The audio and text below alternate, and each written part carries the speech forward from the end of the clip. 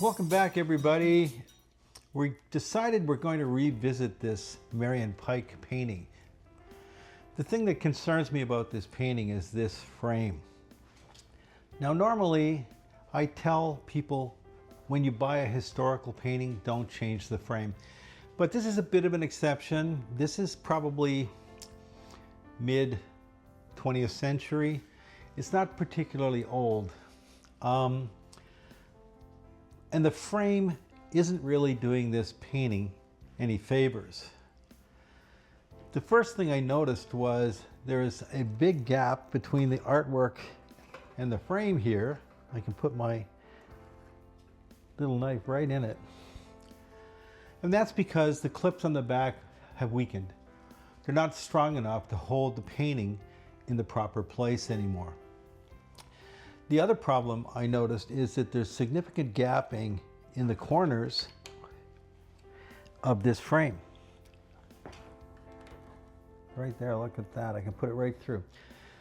And I've tried to bring those corners together, but they're just fixed in that gap position.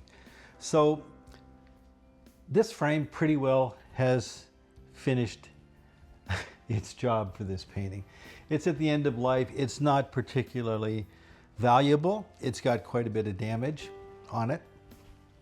And I've always said that the right frame on a painting is like putting makeup, brilliant clothes, nice dress, well done hair on a pretty woman. Because when that's done, she becomes stunning, not just pretty. And the same applies to art. So I've ordered a new frame for this painting from a company that, in my opinion, probably builds the finest bespoke frames in this country. So let's go and we'll pick that frame up. They've told me it's ready. And we'll give this painting its new home. I'm heading south to San Diego, California. With more than 260 days of sunshine each year, San Diego has long attracted visitors, entrepreneurs, artists, and dreamers from around the world. The historic Gaslamp Quarter blends Victorian architecture with restaurants, galleries, and entertainment, preserving a glimpse of San Diego's colorful past. Just a few blocks away, the San Diego Convention Center hosts Comic-Con each summer, transforming the city into a celebration of creativity and bringing together artists, filmmakers, writers, and fans from around the globe. Across the bay stands the Hotel del Coronado. The Grand Victorian Resort became known to millions through the classic comedy Some Like It Hot, starring Marilyn Monroe, Tony Curtis, and Jack Lemmon. More than a century after it was built, the Hotel del Coronado remains a reminder of an era when craftsmanship, design, and attention to detail were part of everyday life. And that tradition of craftsmanship brings me to the real purpose of my visit. Hidden among the city's industrial districts is a company that has spent decades serving artists and collectors throughout North America. We're going behind the scenes at San Diego Frame to explore an industry that most art lovers never see and discover how one company is adapting to a changing world. All right, so Peter, I heard a rumor that you are selling the business. Yes. When did this take place? But it didn't take place yet. Oh. But we're going to close approximately 30, 60 days. Close the sale? Yes. So how long has it been that you've been involved with San Diego Frame? A long time. I started this business in '64. 64? Wow, I was 9 years old. So you've been going 62 years? Yes. Mr. Barabas is the founder of San Diego Frame Yes. and the principal owner Right. of San Diego Frame. And I think you're the designer of San Diego Frames, the moldings themselves. Well, I do design some of them, yes. Some. I used to be a jeweler. A jeweler. Like a watchmaker, or Well, no, I was making jewels. what brought you to the molding business?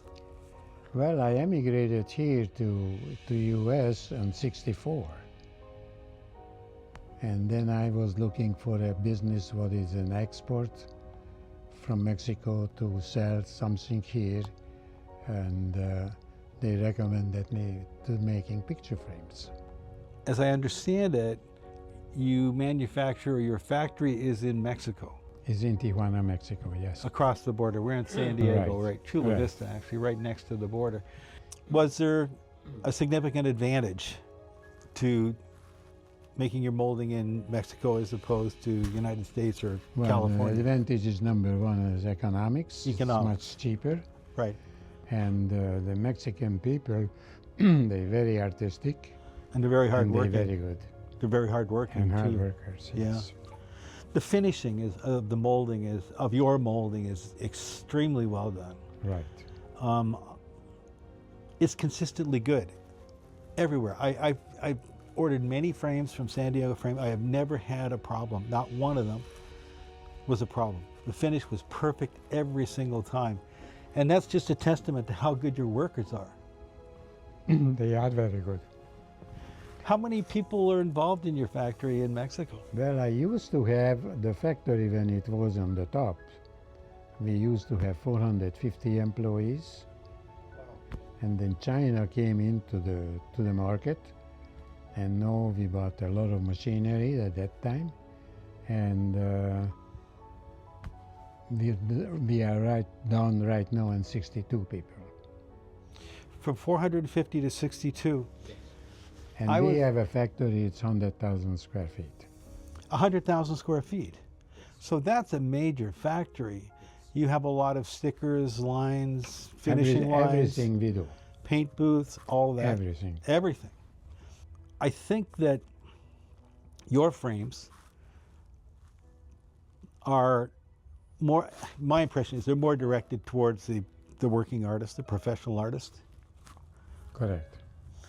and maybe the interior design business. Yes, we have all this business.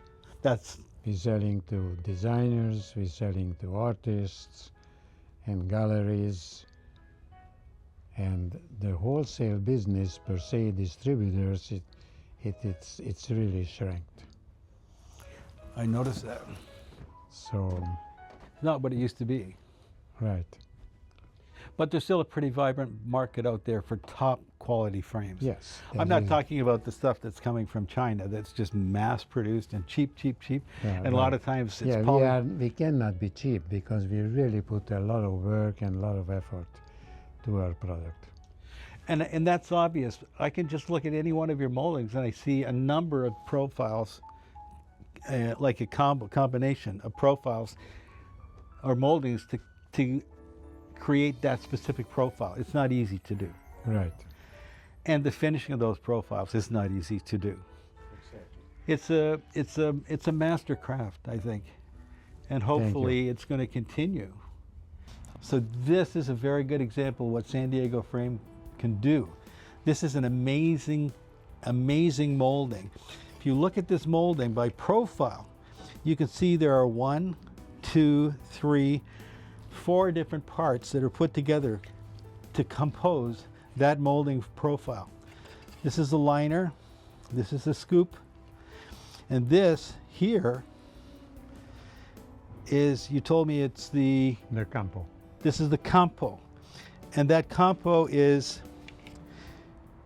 sitting on just on top of this molding right here, this rounded molding.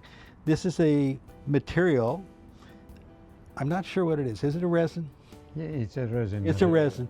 And then a wheel goes over Right. to put that Right. pattern into that campo. This finish is more than one leaf to get this spackling in here?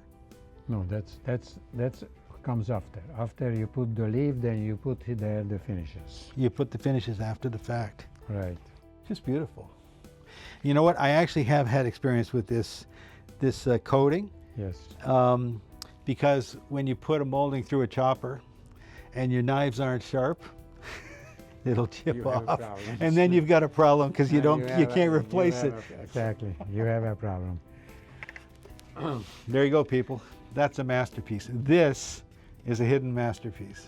After 62 years, the torch is being passed. For Peter Barabas, a new chapter begins. For San Diego Frame, the story continues. And in the next episode, we'll explore the challenges that lie ahead.